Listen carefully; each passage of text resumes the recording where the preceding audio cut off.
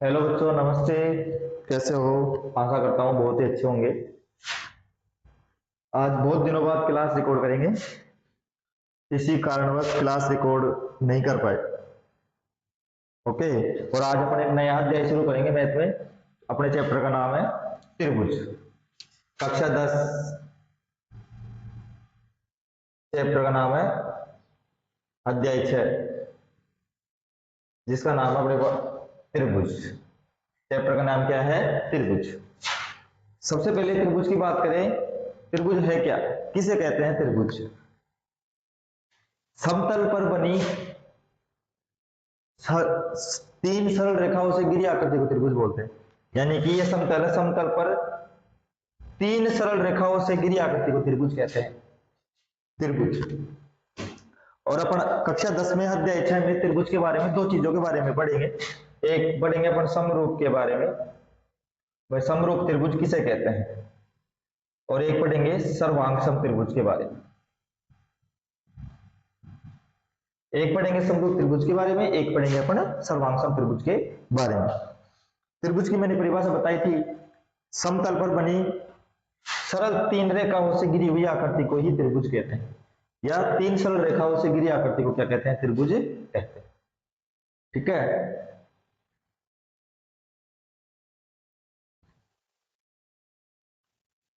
बात करते हैं समरूप त्रिभुज किसे कहते हैं और सर्वांग त्रिभुज किसे कहते हैं।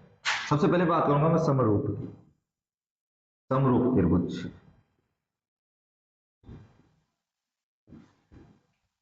समरूप त्रिभुज किसे कहते हैं? समरूप त्रिभुज या समरूप आकृति बोलते हैं। जैसे आकृति की बात करता हूं सबसे पहले, समरूप आकृति। मान लो ये त्रिभुज है, इसकी एक भुजा 10 ले ली, इसकी एक भुजा 10 ले ली, ये ले ली 5। तो एक आकृति मैंने ले ली जिसकी ये 5 है, ये 5 है, ये 4। इसे सर्वांग बोलेंगे या समरूप बोलेंगे।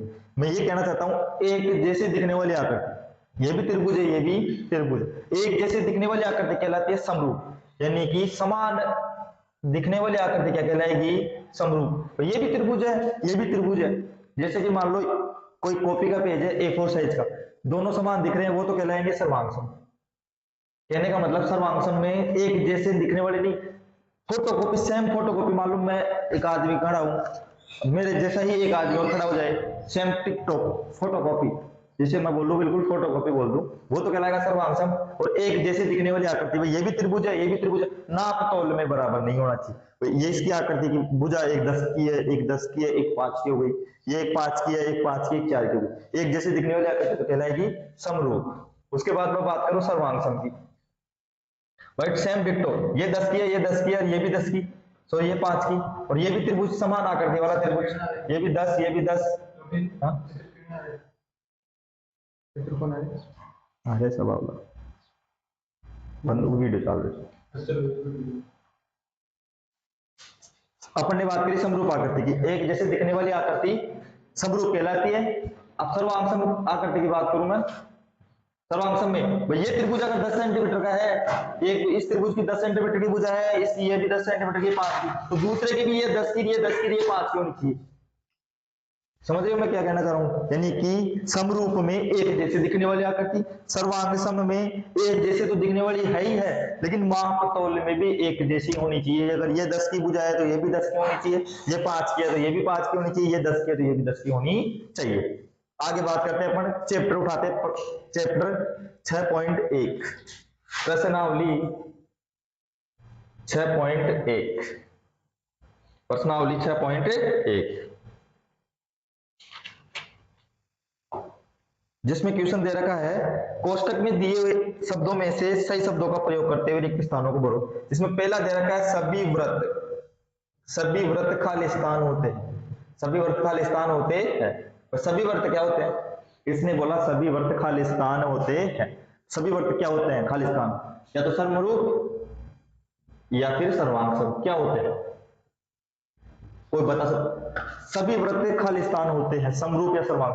बेटा सभी व्रत बोला है इसने, भाई एक व्रत की त्रिज्या 5 सेंटीमीटर दे दी, एक व्रत की मान लो 10 सेंटीमीटर दे दी, सभी वर्ग में 5 सेंटीमीटर का भी आ गया, 10 सेंटीमीटर की त्रिज्या वाला भी वर्ग आ गया, 1 सेंटीमीटर त्रिज्या वाला भी वर्ग आ गया, तो क्या होंगे बेटा, वो समरूप होंगे। क्या होंगे वो समरूप। बस इसकी माप तोल थोड़ी सी इसने बोला, ये ऐसे बोलता सभी 5 सेंटीमीटर त्रिज्या वाले वर्ग खाली स्थान होते हैं, अपन बोल सकते थे वैसे वांगसम होते हैं। ठीक है, इसके बाद दूसरा क्वेश्चन दे रखा है सभी वर्ग होते हैं, सभी वर्ग होते हैं, सभी वर्ग होते हैं, सभी वर्ग खाली स्थान होते हैं, सभी वर्ग क्या होंगे बेटा, सभी वर्ग क्या होंगे, सर्वांग सम होंगे या समरूप होंगे। आप पर बोल सकते समरूप होंगे। क्या होंगे बेटा, समरूप, क्योंकि इसमें भी क्या माप तोलन नहीं दे रखी। वर्ग है 4 सेंटीमीटर भुजा वाला है, 5 सेंटीमीटर भुजा वाला भी हो सकता है, 7 सेंटीमीटर भुजा वाला भी हो सकता है वर्ग, तो क्या माप तोल बराबर नहीं दे रखी, माप तोल बराबर नहीं दे रखी, क्या होंगे, समरूप ही होंगे। इसमें तीसरा दे रखा है सभी खालिस्तान त्रिभुज समरूप होते हैं, सभी खालिस्तान त्रिभुज समरूप होते हैं। कौन से त्रिभुज होते हैं बेटा, संधिबाहु, समबाहु, बेटा संधिबाहु त्रिभुज समरूप होंगे या समबाहु त्रिभुज त्रिभुज समरूप होंगे बेटा। संधिबाहु का मतलब है जिसकी दो भुजा समान हो, मान लो एक संधिबाहु में ये भुजा समान दे दी, दो की, ये दे दी 3 की, सपोज करो, ठीक है, और एक त्रिभुज में ये दोनों भुजा समान दे दी, तो ये त्रिभुज का एंगल चेंज हो गया ना, एक जैसे थोड़ी दिखेंगे, इसकी एक भुजा ऐसी हो गई तिरछी, ठीक है, तो समरूप संधिबाहु तो होंगे नहीं, उसमें कहलाएगा सभी समबाहु त्रिभुज, सभी समबाहु त्रिभुज क्या कहलाएंगे, समरूप कहलाएंगे। समबाहु का मतलब ये दो तीनों भुजा समान हो, ठीक है, ये दो ये तीन हो गए, ये तीन हो गए, ये तीन हो गए, ठीक है। इसमें चौथा क्वेश्चन दे रखा है भुजाओं की समान संख्या, भुजाओं की समान संख्या वाले दो बहुभुज समरूप होते हैं, समरूप होते। इसने बोला भुजाओं की समान संख्या वाले बहुभुज समरूप होते हैं यदि उनके, यदि पहला दे रखा है इसमें उनके संगत कोण, संगत कोण खाली स्थान हो, दूसरा संगत, उनकी संगत, उनकी संगत भुजाएं क्या हो बेटा, खाली स्थान हो, और इसमें दे रखा है बराबर समानुपाती। इसने बोला भाई भुजाओं की समान संख्या वाले बहुभुज है, यदि भुजा में जो बहुभुज है, बहुत भुजा वाले बहुभुज है, मान लो 5 भुजा वाले हैं, तो जिनकी सभी भुजाएं क्या है बेटा, समान है। इसने बोला भुजाओं की समान संख्या वाले दो बहुभुज समरूप होते हैं, कब होते हैं, यदि उनके संगत कोण क्या हो बेटा, बराबर हो, और उनकी संगत भुजाएं क्या हो बेटा, समानुपाती हो। तो इसमें पहले में आ जाएगा बराबर, कब बराबर होगी, भुजाओं की समान संख्या वाले बहुभुज दो बहुभुज समरूप कब होंगे, यदि उनके संगत कोण समान हो और उनकी भुजाओं क्या हो बेटा, समानुपाती हो, समानुपाती पाती हो, ठीक है। आगे बात करें क्वेश्चन नंबर 2 की।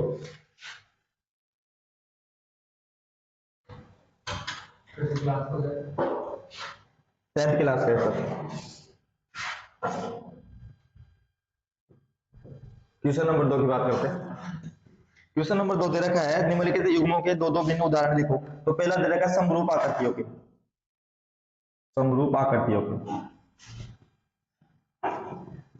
दो दो उदाहरण देने, पहले समरूप आकृति के दो उदाहरण देने।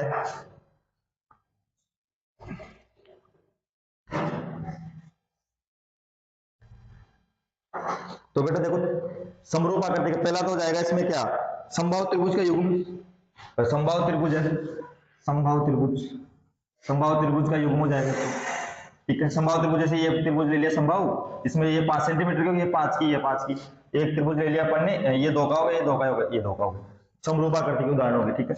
एक ले लिया, मान लो मैंने वर्ग ले लिया, इसकी 5 सेंटीमीटर भुजा, इसकी 5, इसकी भी 5, इसकी भी 5, चारों भुजा समान होती है, ठीक है। एक वर्ग ले लिया मैंने, इसकी 4 हो गई, इसकी 4 हो गई, इसकी 4 हो गई, तो समरूप आकृति के बेटा, ये इससे समरूप है, ये इसके साथ समरूप है, क्योंकि ये भी वर्ग है, ये भी वर्ग है। समरूप में मैंने बोला था माप तोल का कोई इशू नहीं होता, ये त्रिभुज है, ये भी त्रिभुज है।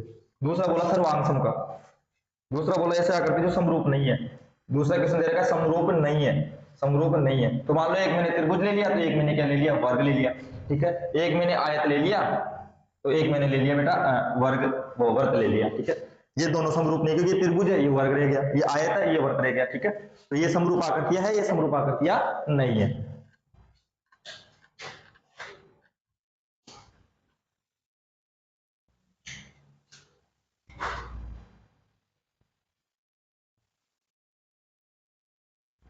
अब दो चतुर्भुज दे रखे बेटा, दो चतुर्भुज है, चतुर्भुज का मैं चित्र बना देता हूं, और एक चतुर्भुज ये दे रखा है, इसमें देखो एस पी क्यू आर और एस माप दे रखी है, इसमें दे रखा है ए बी सी और डी दे रखा है। ये पी क्यू आर एस चतुर्भुज है, ये P A B C D चतुर्भुज, इसका नामांकन है ए बी सी डी, ठीक है। ये 1.5 सेंटीमीटर की भुजा है, ये भी 1.5 सेंटीमीटर की भुजा है, ये भी 1.5 सेंटीमीटर की भुजा है, और ये भी 1.5 सेंटीमीटर की भुजा, और इसमें ये 3 सेंटीमीटर की भुजा दे रखी है, ये 3 सेंटीमीटर की भुजा दे रखी है, ये 3 सेंटीमीटर की भुजा दे रखी है, ये भी 3 सेंटीमीटर की भुजा दे रखी है। इसके कोण दे रखे हैं 90 डिग्री के। ये चतुर्भुज है, इसमें इसका नाम है पी क्यू आर एस, जिसकी भुजा दे रखी है 1.5 सेंटीमीटर, 1.5 सेंटीमीटर, ठीक है। और ये है एबीसीडी, जिसकी भुजा जिसकी माप दे रखी है 3 सेंटीमीटर, ठीक है। क्या ये समरूप है या नहीं है, ये अपने को सिद्ध करना है, समरूप है या नहीं है या नहीं है, ठीक है। समरूप की बात करें, देखो इसका कोण 90 डिग्री का, ये 90 डिग्री का, ये 90 डिग्री का, ये 90, लेकिन इसके कोण, मैंने अभी जो पहला क्वेश्चन था उसका फोर्थ वाला क्वेश्चन था, यदि दो समान भुजाओं वाले जिनके संगत कोण क्या होने चाहिए बेटा, बराबर, संगत कोण क्या होने चाहिए, बराबर। ये संगत, इसका संगत कोण ये क्या है, 90 डिग्री का है, नहीं है। ये कोण इसके संगत है, ये क्या 90 डिग्री का है, नहीं है। ये संगत कोण इसका है, इसका संगत कोण ये है कि ये 90 डिग्री का नहीं है, ये भी 90 डिग्री का है, नहीं है। तो क्या बोलेंगे, समरूप नहीं है, ये आकृतियां समरूप नहीं है, क्योंकि भुजाएं समानुपाती होनी चाहिए। जैसे देखो ये भुजा के साथ ये भुजा संगत है, 1.5 बराबर 3, ठीक है, 1.5 से कटेगा 3, ये एक बार कट गया, ये दो बार कट गया, 1:2 में समानुपात, ये भी 1:2 में है, ये भी 1:2 में, तो भुजा है तो क्या होगी, समानुपाती होगी, लेकिन कोण क्या है बेटा, बराबर है नहीं है, कोण क्या है, बराबर नहीं है। तो ये क्या है, समरूप, ये त्रिभुज, ये दोनों आकृति क्या है, समरूप नहीं है। इसी के साथ अपना प्रश्नावली 6.1 का एंड होता है। इसके बाद अपन अगली क्लास में बात करेंगे प्रश्नावली 6.2 की। मिलते हैं अगली क्लास में, धन्यवाद।